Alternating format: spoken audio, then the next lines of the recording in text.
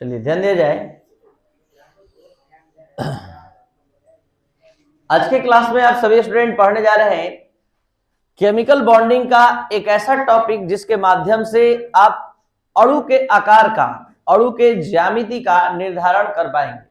और इस टॉपिक का नेम है संयोजकता कोष इलेक्ट्रॉन युग्म प्रतिकर्षण सिद्धांत।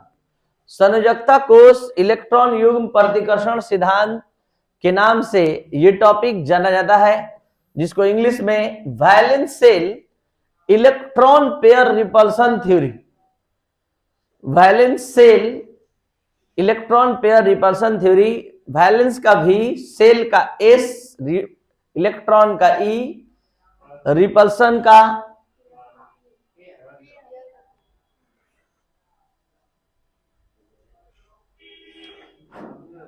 यहां पर इलेक्ट्रॉन पेयर रिपल्सन थ्योरी। तो हम बता रहे थे कि इसको valence shell electron pair repulsion theory भी कहा जाता है। तो यहां पर वैलेंस का भी, सेल का एस, इलेक्ट्रॉन का ई, पेयर का पी और रिपल्सन का आर लिया गया है और वीएसईपीआर थ्योरी के नाम से यह जाना जाता है। इस थ्योरी को देने वाले हैं, इसके कॉन्सेप्ट को गिलेस्पी एंड नाइहोम। सबसे पहले ये बात जानने जाते हैं कि संयोजकता कोष इलेक्ट्रॉन युग्म प्रतिकर्षण सिद्धांत, इसका नेम क्यों पड़ा, इस टॉपिक का नेम कहां से आया है, कैसे इस टॉपिक के टाइटल का व्युत्पत्ति हुआ है, इस बात को एकदम जीरो लेवल से समझा रहे हैं। ध्यान दीजिए, एक अणु है H2O,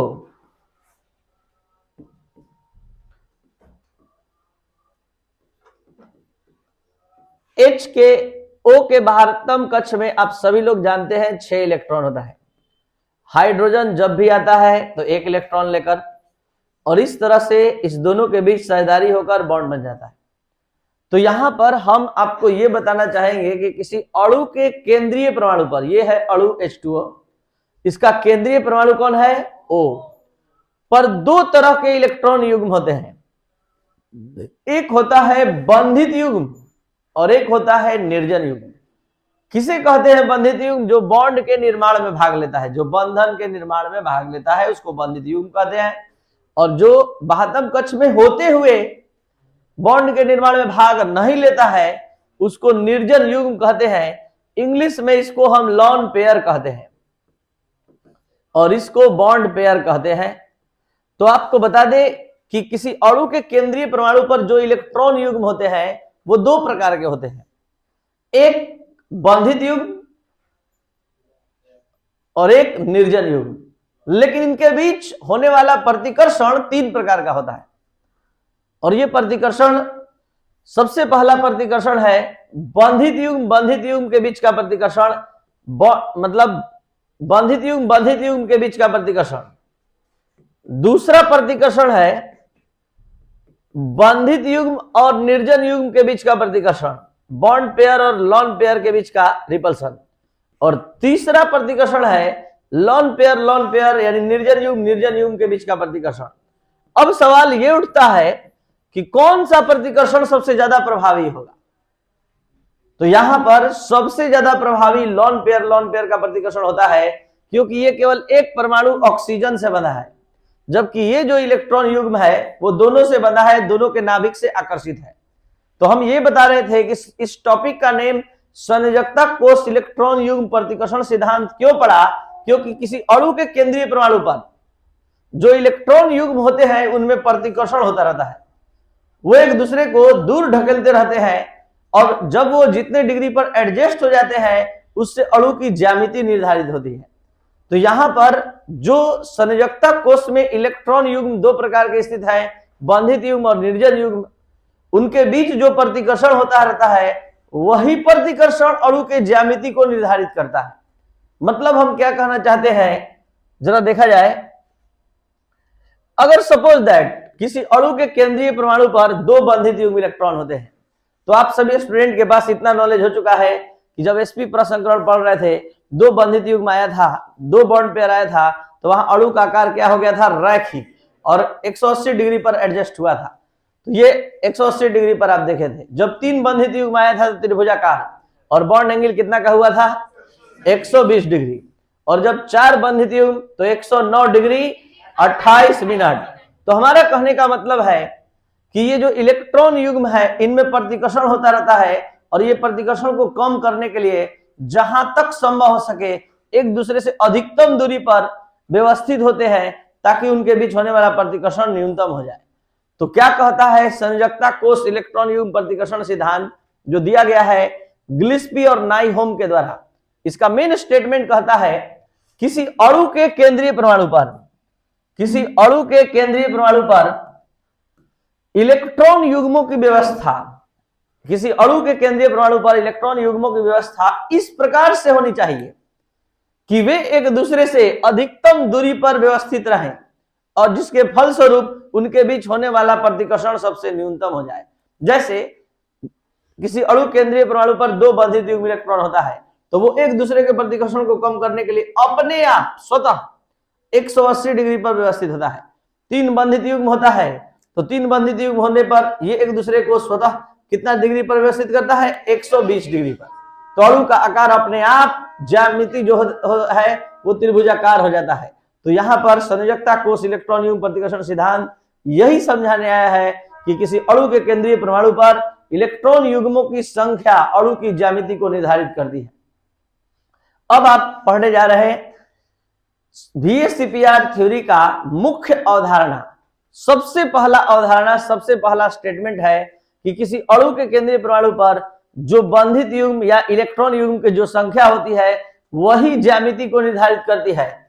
मतलब किसी अणु के केंद्रीय परमाणु पर अगर 2 बंधित युग्म इलेक्ट्रॉन होता है तो अणु की ज्यामिति रैखिक होती है। 3 बंधित युग्म होता है तो त्रिभुजाकार होती है। 4 बंधित युग्म होता है चतुष्फलकीय होती है। 5 बंधित युग्म होता है तो त्रिभुजाकार द्विपिरामिडीय होती है। तो आप इस बात को समझ सकते हैं कि जब केंद्रीय परमाणु के चारों ओर 2 बंधित युग्म मिलेगा ये एक दूसरे को 180 डिग्री व्यवस्थित करेगा। निश्चित है कि अणु की ज्यामिति रैखिक होगी।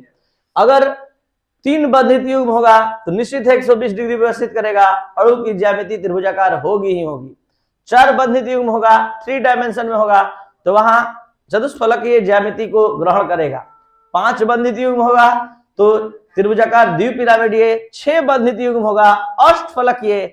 7 बंधित युग्म होगा पंचभुजीय द्विपिरामिडीय आकार को ग्रहण करेगा। ये था पहला स्टेटमेंट VSEPR थ्योरी का। दूसरा स्टेटमेंट कहता है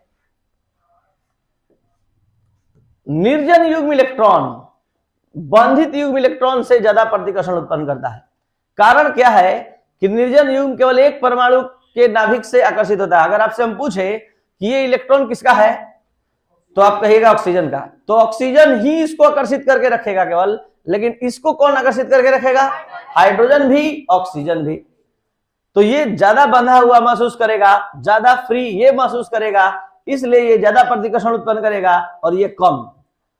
तो यहां निर्जन युग्म इलेक्ट्रॉन अधिक प्रतिकर्षण उत्पन्न करता है बंधित युग्म इलेक्ट्रॉन से। तो आपको ये जानना होगा कि 3 तरह के इलेक्ट्रॉन युग्म किसी अणु के केंद्रीय परमाणु पर होते हैं तो सबसे ज्यादा प्रतिकर्षण उत्पन्न करता है निर्जन युग्म के बीच का प्रतिकर्षण, उससे कम निर्जन युग्म बंधित युग्म के बीच का प्रतिकर्षण, और सबसे कमजोर होता है दुर्बल प्रतिकर्षण होता है बंधित युग्म के बीच का प्रतिकर्षण। यानी बॉन्ड पेयर रिपल्सन सबसे कमजोर होता है। लॉन पेयर रिपल्सन सबसे ज्यादा प्रभावी होता है और लॉन पेयर बॉन्ड पेयर का रिपल्सन उससे कम प्रभावी होता है। थर्ड स्टेटमेंट कहता है इस VSEPR थ्योरी का कि बॉन्ड जो है 3 प्रकार के होते हैं। एक होता है सिंगल बॉन्ड, एक होता है डबल बॉन्ड, एक होता है ट्रिपल बॉन्ड। डबल और ट्रिपल बॉन्ड को सामूहिक रूप से बहुआबंध कहा जाता है। तो यहां बहुआबंध अधिक प्रतिकर्षण उत्पन्न करता है एकल बंधन से, यानी सिंगल बॉन्ड से ज्यादा प्रतिकर्षण उत्पन्न करता है डबल बॉन्ड और डबल बॉन्ड से ज्यादा प्रतिकर्षण उत्पन्न करता है ट्रिपल बॉन्ड। और इसका मेन कारण क्या है कि सिंगल बॉन्ड में केवल 2 इलेक्ट्रॉन होता है, डबल बॉन्ड में 4 इलेक्ट्रॉन होता है, ट्रिपल बॉन्ड में 6 इलेक्ट्रॉन होता है। तो जितना ज्यादा इलेक्ट्रॉन होगा उतना ज्यादा जगह घेरेगा, जो जितना ज्यादा जगह घेरेगा उतना ज्यादा प्रतिकर्षण उत्पन्न करेगा। तो यानी अगर हम इस पूरे स्टेटमेंट को समझने के लिए इस मॉलिक्यूल पर ध्यान दें तो यहां पर तीनों के बीच होने वाला प्रतिकर्षण समान होगा, लेकिन अगर इस तरह के COCl2 अणु में ध्यान दे तो इसके बीच का प्रतिकर्षण ज्यादा होगा, इसके बीच का प्रतिकर्षण कम होगा, क्योंकि यहां प्रतिकर्षण डबल बॉन्ड और सिंगल बॉन्ड के बीच है, यहां प्रतिकर्षण सिंगल बॉन्ड के बीच है, तो यहां का प्रतिकर्षण कम और यहां का प्रतिकर्षण ज्यादा। स्टेटमेंट नंबर 4 कहता है किसी अणु के केंद्रीय परमाणु पर निर्जन युग्म की इलेक्ट्रॉन की संख्या में जैसे जैसे वृद्धि होती है उसके आबंध कोण का मान कम होता जाता है। इसका मुख्य कारण क्या है? देखिए, CH4 NH3 H2O, ये है CH4, ध्यान दीजिएगा, जिसके बाह्यतम कक्ष में 4 इलेक्ट्रॉन था, चारों भाग ले लिया। इसका केंद्रीय परमाणु नाइट्रोजन है, इसके बाह्यतम कक्ष में 5 इलेक्ट्रॉन होता है, 5 में से 3 ही भाग लिया, एक लॉन पेयर के रूप में बच गया, ध्यान देंगे। और यहां H2O में O के बाह्यतम कक्ष में 6 इलेक्ट्रॉन था, 2 केवल भाग लिया, 2 जोड़ा इलेक्ट्रॉन इसी तरह बच गया। आपसे अगर हम सवाल करें कि बताइए CH4 के केंद्रीय परमाणु C पर कितना निर्जन जोड़ी बची है इलेक्ट्रॉन की? एक भी नहीं। इसमें कितना है? 1, एक जोड़ा इलेक्ट्रॉन, और इसमें कितना जोड़ा? 2 जोड़ा। तो कॉन्सेप्ट कहता है कि जिसके केंद्रीय परमाणु पर जितना ज्यादा संख्या में लॉन पेयर इलेक्ट्रॉन होगा उसका बॉन्ड एंगल उतना ही कम होगा। इसका बॉन्ड एंगल, इसका आबंध कोण होता है 109 डिग्री 28 मिनट, इसका बॉन्ड एंगल होता है 107 डिग्री, और इसका बॉन्ड एंगल होता है 104.5 डिग्री। आपको बता दें कि इसमें भी sp3 प्रसंकरण होता है, इसमें भी sp3 प्रसंकरण होता है, और इसमें भी। आप लोग को जो ट्रिक बता है उसके आधार पर अप्लाई करिए, sigma sigma sigma, 4 sigma 4 orbital, यहां भी 4 सिग्मा, यहां भी 4 सिग्मा, तो सब में sp3 प्रसंकरण है, तो बॉन्ड एंगल इतना होना चाहिए, क्यों नहीं होता है? इसका मेन कारण है कि इसके केंद्रीय परमाणु पर एक भी लॉन पेयर नहीं है, एकदम आराम से स्वतंत्र रूप से अपना बॉन्ड एंगल दिखाएगा। लेकिन यहां पर एक लॉन पेयर आने से ये ऊपर से दबाव डालेगा और बॉन्ड एंगल का मान कम हो जाएगा। इस पर 2 लॉन पेयर आने से और ज्यादा दबाव डालेगा, इधर से भी इधर से भी, तो ज्यादा दबाव डालने से इसका बॉन्ड एंगल और ज्यादा कम हो जाएगा और इसका बॉन्ड एंगल घटकर 104.5 डिग्री हो जाएगा। तो बॉन्ड एंगल के मामले में CH4 सबसे अधिक होगा, NH3 उससे कम होगा और H2O कम, उससे भी कम होगा, क्योंकि इसके केंद्रीय परमाणु पर 2 निर्जन युग्म इलेक्ट्रॉन है, इसके केंद्रीय परमाणु पर 1 निर्जन युग्म है और इस पर एक भी नहीं।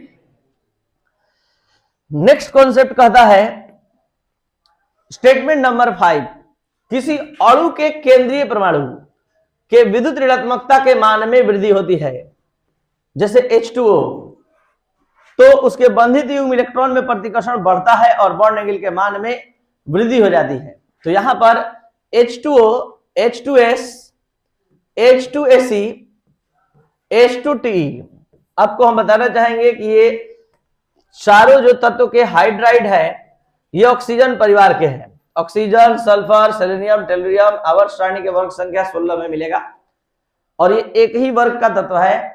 यहां सबके बाह्यतम कक्ष में 6 इलेक्ट्रॉन है। H2O का देखिए संरचना बना रहे हैं, H2S का बनाना है तो यहां पर S रख दीजिए, H2Ac बनाना है तो यहां पर Ac रख दीजिए, सबके बाहरी कक्ष में 6 होगा।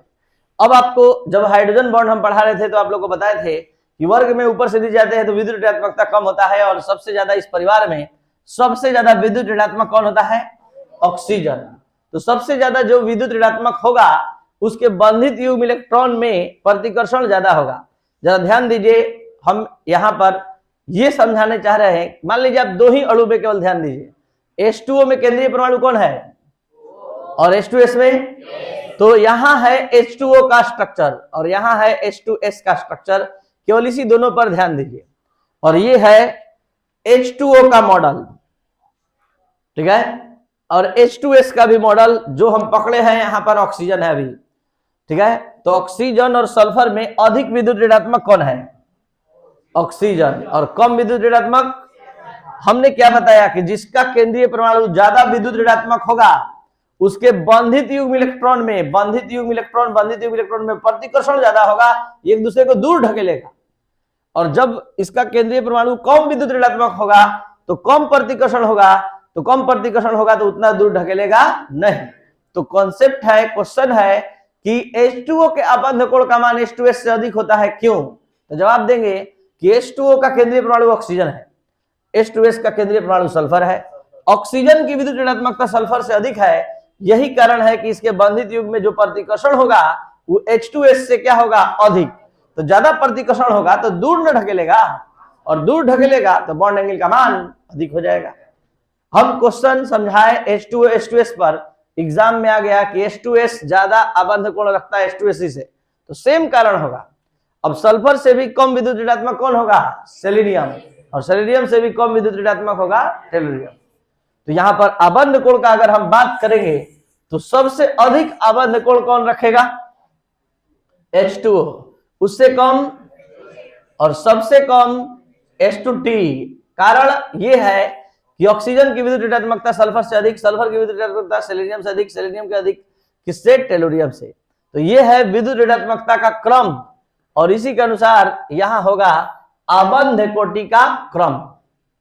तो इसके आधार पर यहां जजमेंट होगा कि केंद्रीय परमाणु कितना अधिक विद्युत ऋणात्मक है, जिसका जितना ज्यादा वो उतना ही अधिक प्रतिकर्षण करेगा बंधित युग्म इलेक्ट्रॉन के बीच, और बॉन्ड एंगल का मान अधिक होगा। तो ये जल्दी से अब 5 मिनट में लिख लिया जाए, जहां जहां जगह छूटा है।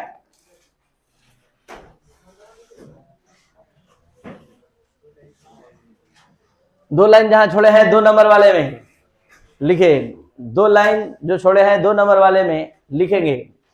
निर्जन युग्म, निर्जन युग्म, यहां इंग्लिश में हम लिखे हैं LP, आप लोग हिंदी में लिखेंगे निर्जन युग्म हाइफन निर्जन युग्म, निर्जन युग्म हाइफन निर्जन युग्म, फिर निर्जन युग्म बंधित युग्म, फिर यहां बंधित युग्म बंधित युग्म, निर्जन युग्म निर्जन युग्म, उसके बाद निर्जन युग्म बंधित युग्म, दोनों के बीच हाइफन,